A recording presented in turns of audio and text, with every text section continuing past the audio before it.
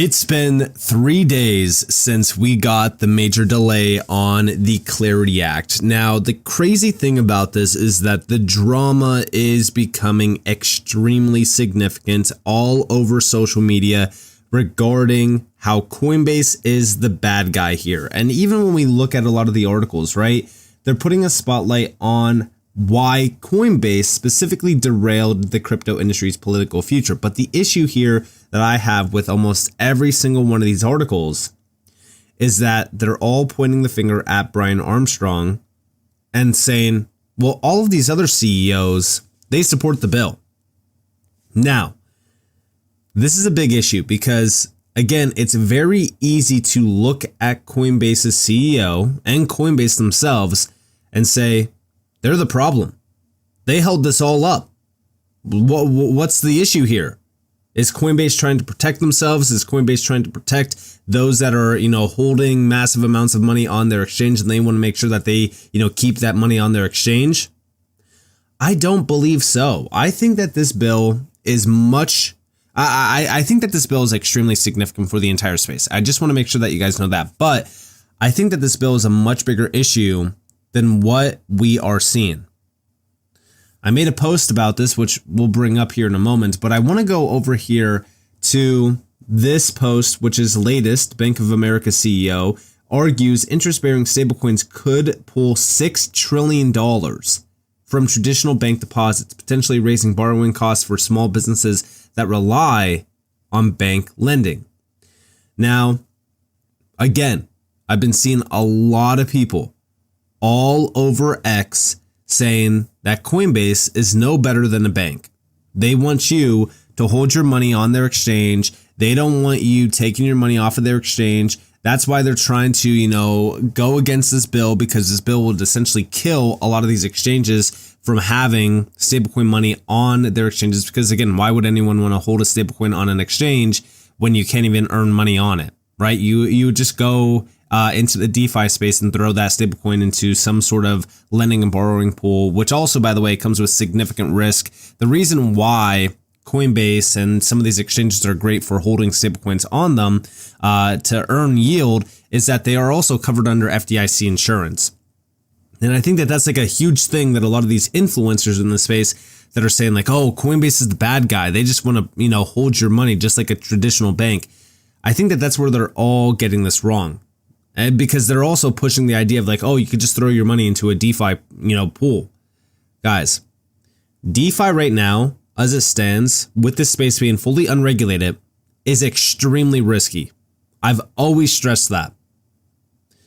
But again, I do also think that the banks are terrified of this. I think that the banks are scared. They're constantly looking at DeFi. They're looking at crypto.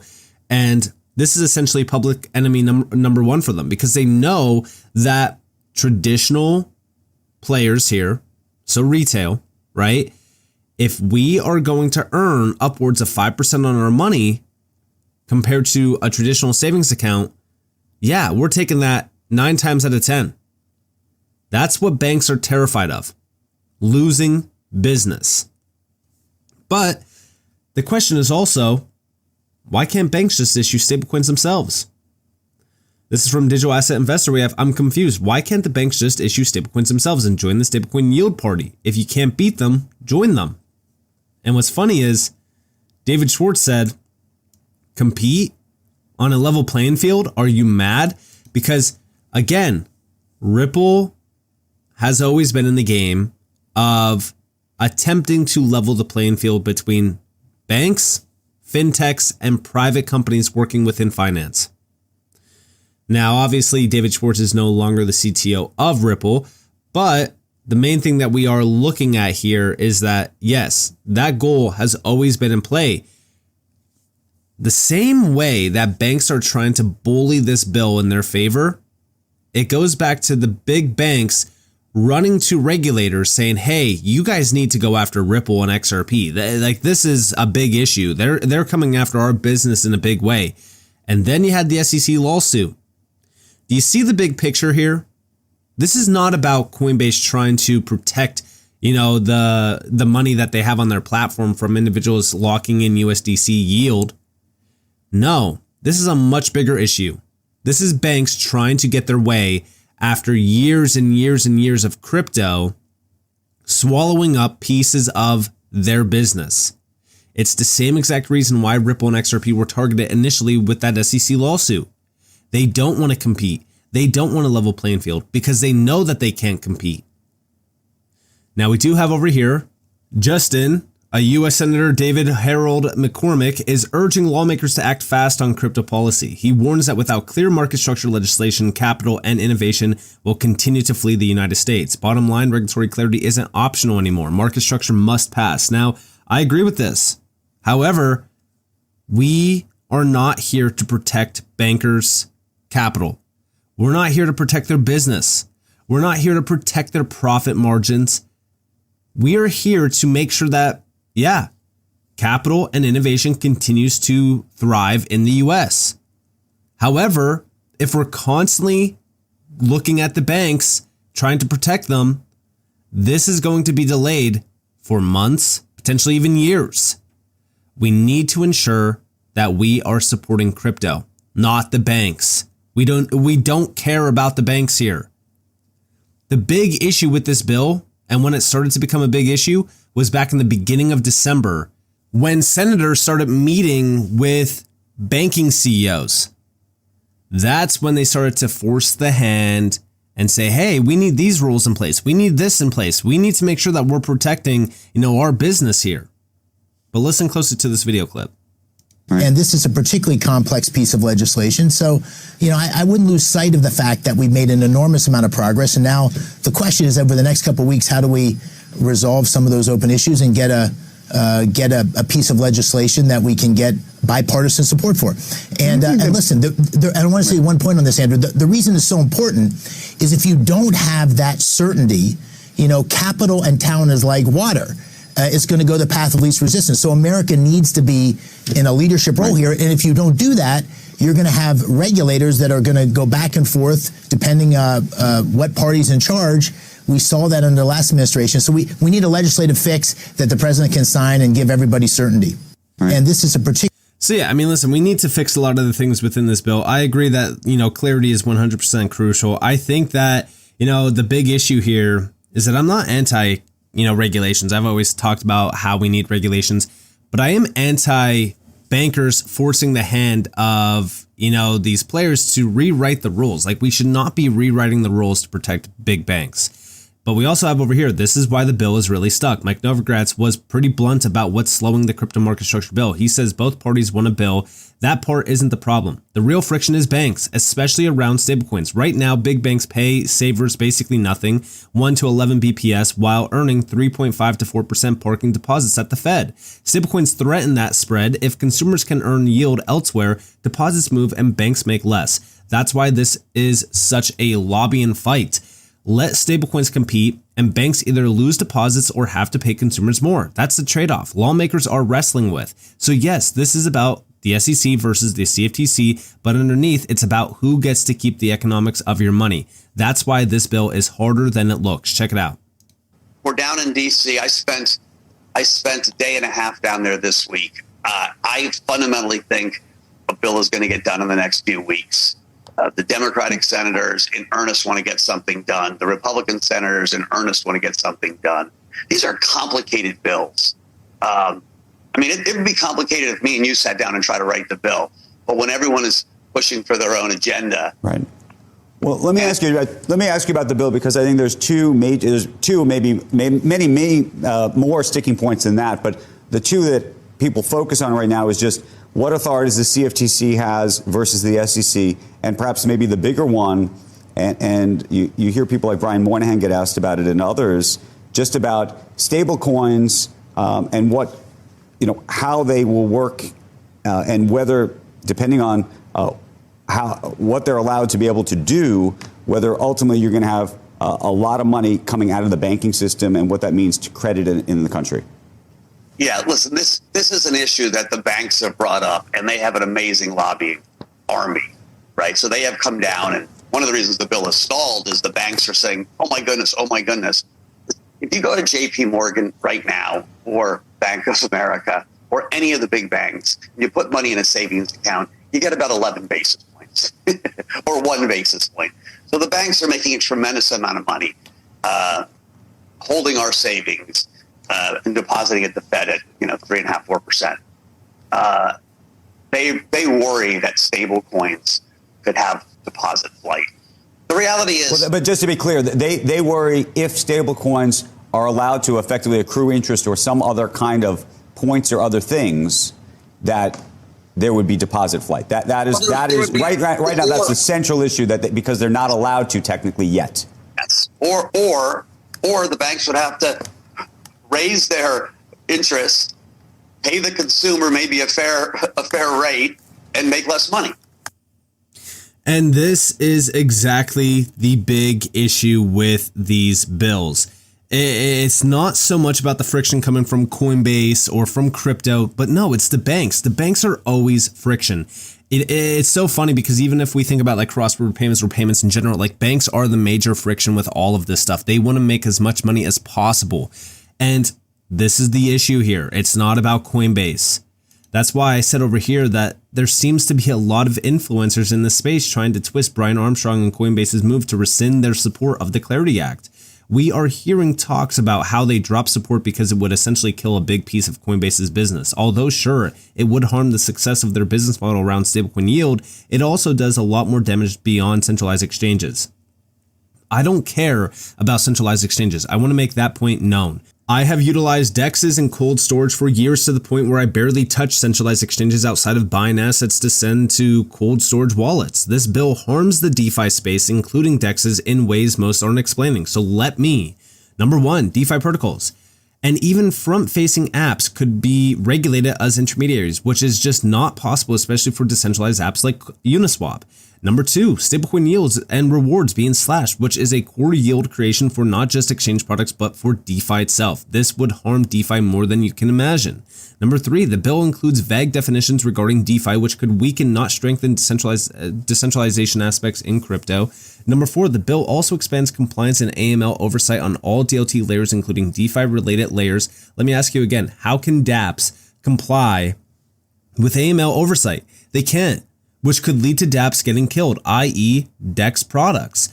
Implementing risk and hold standards for DeFi, as well as welcoming in complete overreach on DeFi-related products, assets, and wallets. All future DeFi-related apps and or products requires in-depth reviews, including compliance checks now, which is a huge hurdle going forward. This entirely slows innovation and is yet another bottleneck for the DeFi sector.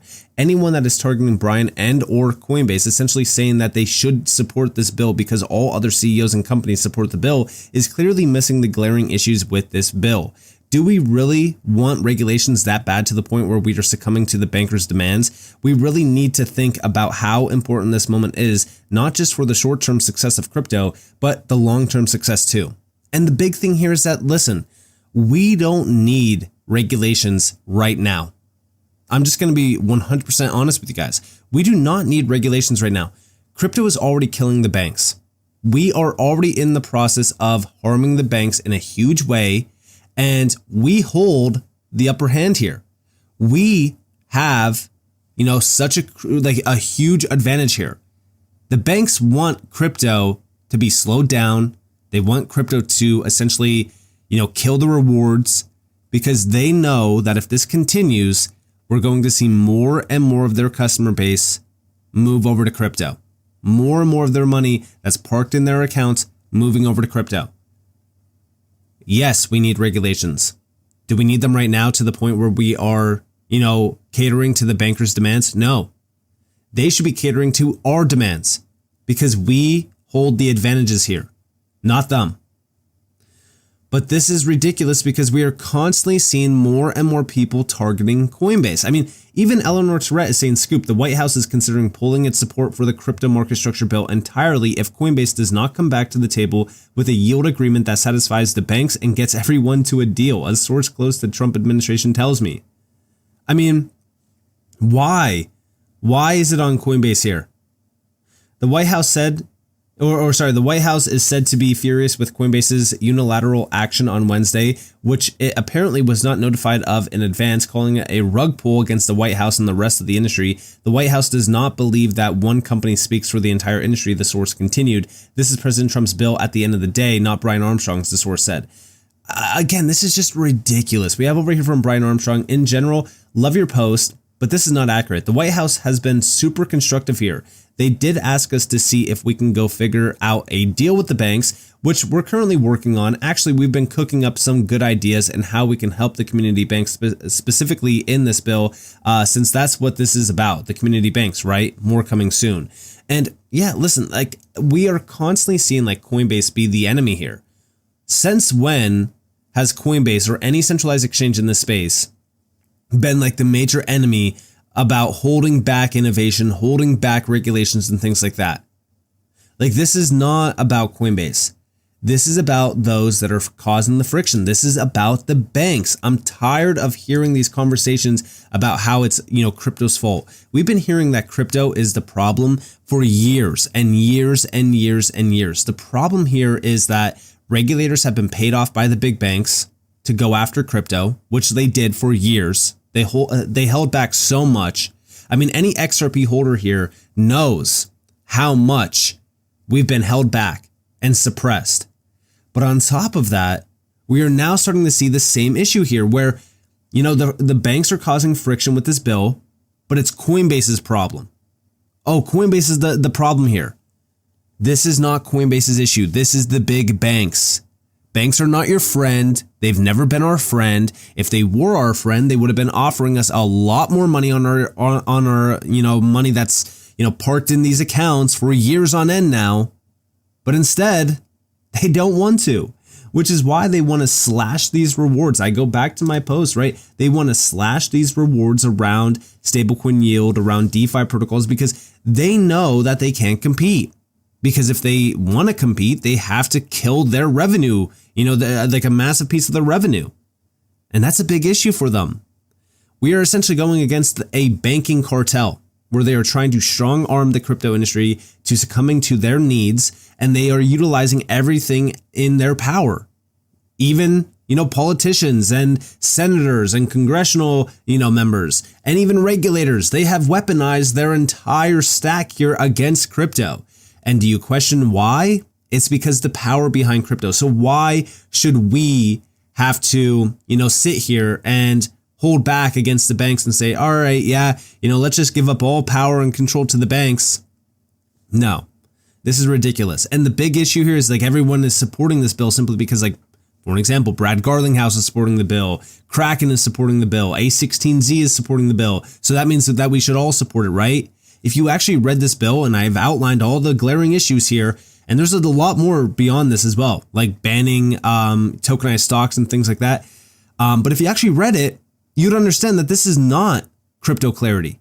This is bankers' control with a hint of crypto clarity. It's ridiculous. This bill, as it stands, it should never pass.